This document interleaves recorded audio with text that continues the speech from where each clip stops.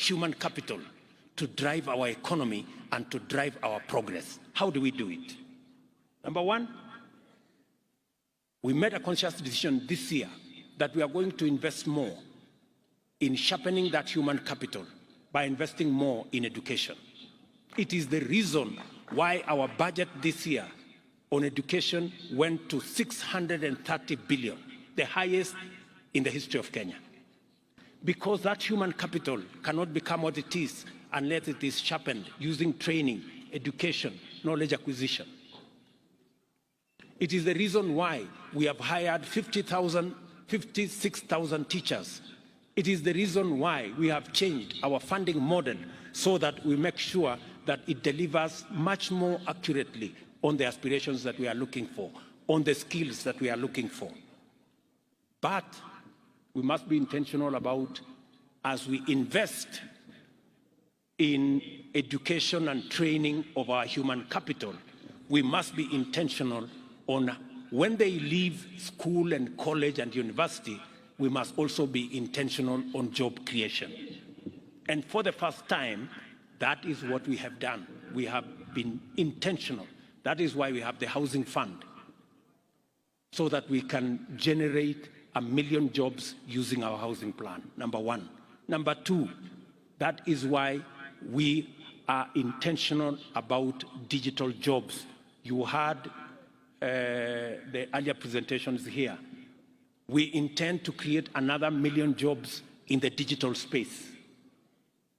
That is why we are going to be investing in at least an ICT hub in every ward. I want MCAs to listen to me. You must demand where is the ICT hub for your ward. We are working with the members of parliament. We are working with the ministry so that we can have 500, 1,000 young people around our ICT hubs for digital jobs. We have huge opportunities for digital jobs. Number three, and before I go to number three, I have also asked our friends, the county governors, that we also want to tap into the vocational training centers under the county governments. We want the vocational training centers to be also hubs of ICT. We would want to invest in at least an ICT hub in every vocational training center, so that again, we can train more, we can use technology, so that this world-class human capital we have can work for the globe. Number three, we are working on making sure that this world-class labor we can export. And I want to thank many countries that have given us opportunity to export our labor. I have given very clear directions to my dear sister Florence. She knows what she must do for us to at least get 1 million exports of labor from Kenya, 1 million jobs. In our manifesto, we made a commitment that we want to increase our remittance from diaspora from $4 billion to $10 billion. That is 1 trillion shillings. That is going to be an opportunity for us to create jobs. And finally, on matters job creation, we have advertised, I think, the first 14 county aggregation and industrial parks. We have already gazetted, I think, 5 special economic zones. It is one of the conversations we had with the American Chamber of Commerce. You just heard the opportunities. The American market alone is expecting more apparels from Kenya.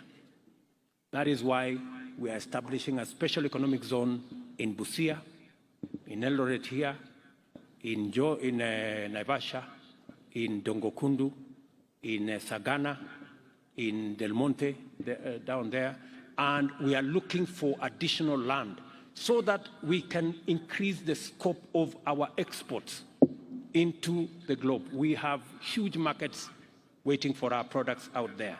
Those are areas of job creation. You just heard that with the little intervention we made, there is a new investment in Athi River that will create 20,000 jobs.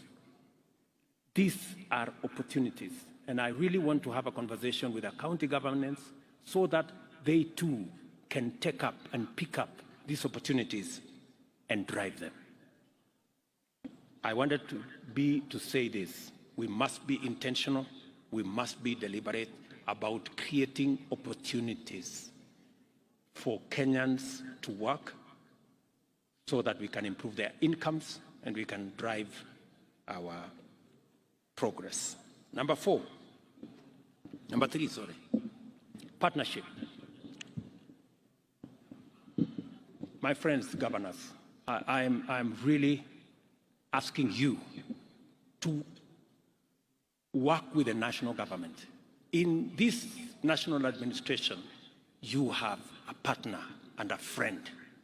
We have no intention whatsoever to take over any county function. We have no intention, and I want to say on this platform, all we want is to support the county governments for them to achieve their mandate, and we will support you to the extent that you want us to support you.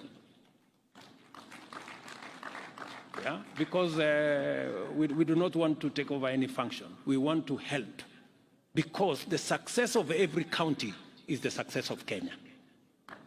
Because we do not have citizens that belong to the national government. We have only one citizen. Those who elected you are the same who elected the national government. Sindio wangwana?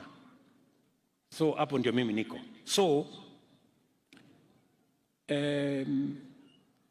issues like UHC, we want to work with you. Community health promoters, we have already agreed on a formula.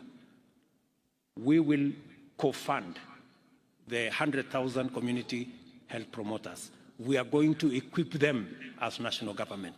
We are going to work together to make sure that delivery of health products, health services is efficient and reaches the last mile, and counties are best placed to do that. We need to work together on markets. As you have seen, markets is run by counties. But as you also know, in my campaign, Mama Mboga was front and center of my campaign. I simply cannot walk away from them. So I have to build these markets. And we intend to build 400 markets across Kenya, maybe 500. We're going to spend about 20 billion in building the markets. The markets will be handed over to the counties. You guys will run the markets the way you want. You will decide who is in those markets. You will discuss with us. And I'm looking for a partnership with you so that if you want to improve on the design, I am ready. If you want to improve some of the funding, I am ready. If you want us to change from here to there, sawa. Lakini soko tujenge, because I saw in the presentation here, the women are saying walikuwa wanalimwa na jua. So nitawasaidia kupanga kuweka shade everywhere na kupanga hiyo kuweka mahali iko stima, mahali iko nini. Let's work together. Let's also work together on matters to do with county aggregation and industrial parks. I must congratulate counties. We have a fantastic working relationship on county aggregation and industrial parks. They will be managed by counties. We will co-fund, and they will run with it in terms of agro-processing, value addition, manufacturing around that space. We need to work together on distribution of fertilizer. I must commend many counties who have worked with us in providing the last mile delivery. As you are aware, we believe that counties have the capacity, working with the national government, to be able to deliver to the last mile. Let us work together on matters mitigating climate change. I'm very happy that today you overshot your target of planting 2 million trees. I am told by the chair you planted 7 million trees. Tuwapige makofi counties jameni. They've done a wonderful job. That's the space. Work together on manufacturing. Work together on mobilization of revenue. You know, even as the national government works hard to keep up to the schedule on paying on time for the shareable revenue, I want to encourage counties to also look at ways of own source of revenue. We are going to assist you so that you can meet your targets and we can do more around on source of revenue. All I am saying is partnership. Let us work together. Finally, we also need to work together in mobilizing resources. As you are aware, we have made the conscious decision that we are not going to run our development, the affairs of our country, by borrowing debt left, right, and center. We are going to raise local resources. We need to work together to build local resources, to raise local revenue. We're going to work hard as national government. We are professionalizing KRA to raise more money. We are digitizing so that we can eliminate areas of pilferage. We are increasing, as I made a commitment to this country, that we are going to be a country that is focused on saving. For a very long time, we ignored the saving component. That is why, as a percentage of GDP, we are among the lowest globally. We are at less than 10%.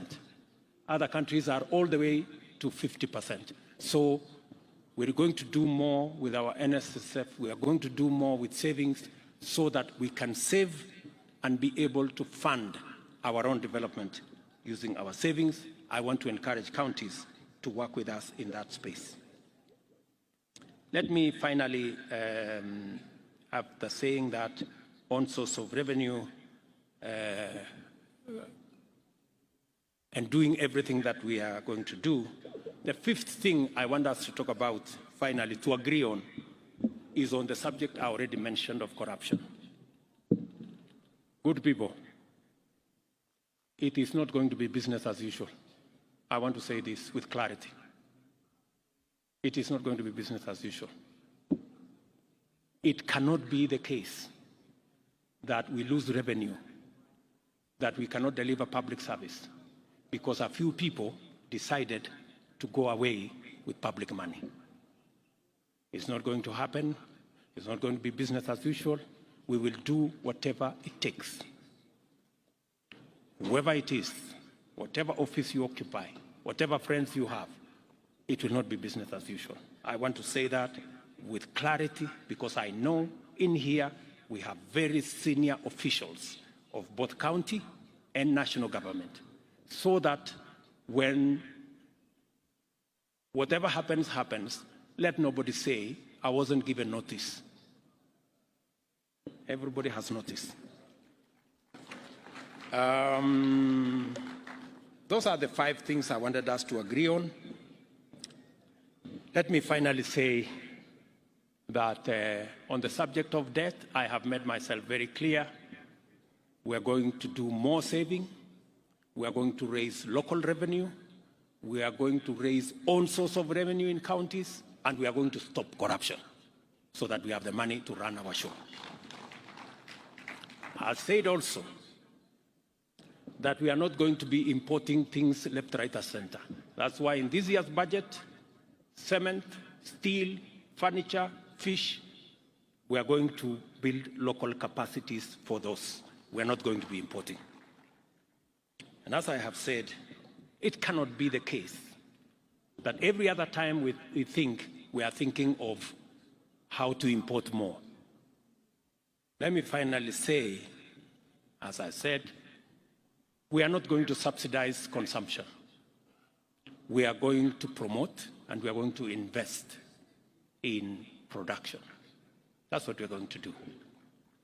It cannot be that we are importing edible oil, we are importing all the other food items from rice and everything else, as I said earlier. We have to have a paradigm shift. We need to invest in production. And I am very proud of our farmers. Our farmers, if there are any patriotic people in Kenya, it is our farmers.